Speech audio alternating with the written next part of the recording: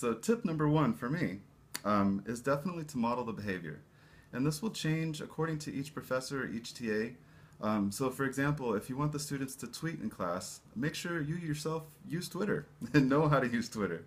And if you don't use Twitter, then just don't use it. So modeling the behavior from the top down is really important. Tip number two, turning things in online is much different from turning things in person.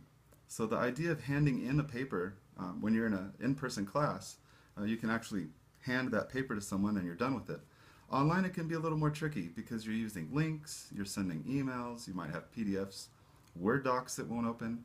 So it's really crucial to make sure that the students are feeling good about turning in assignments, that they feel like they're done once those assignments have actually been sent digitally. Tip number three, it's important to trust the students. In online classes, one of the first responses from people that when I tell them that I'll be teaching online is they're worried about what will the students do online? Will there be inappropriate comments? Will there be wars going back and forth in forums and things like that? For the most part, none of that really occurs. The students are very positive online, which is really nice. A lot of encouragement. Trusting the students is essential, and if there are any issues, a lot of the problems can be a lot more traceable online as well. Tip number four, good Wi-Fi is crucial. So making sure that as a professor or a TA that you have a good solid internet connection, whether it's Wi-Fi or plugged in, but also letting your students know that they need to have good Wi-Fi also.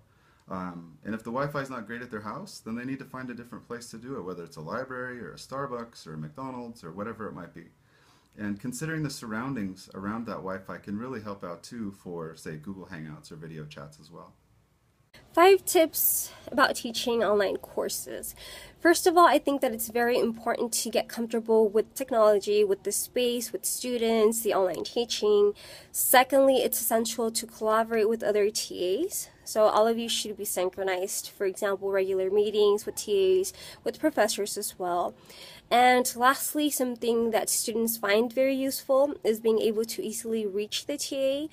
So being available through multiple sources has been very helpful in the past. Those would be, just to mention a couple of the tips that I would give for people teaching online courses in the future.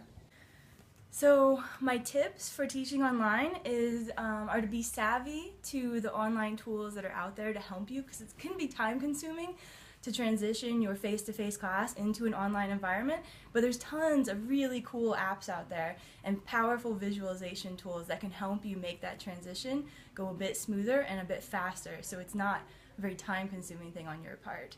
And then my second tip is to have a very broad agenda, especially for like a synchronous discussion section. Don't feel like you have to control every minute of the discussion section, because students, especially once they adapt to the online environment, they'll have questions just like in a face-to-face classroom, and they'll be, asking questions left and right, and the time will fly by.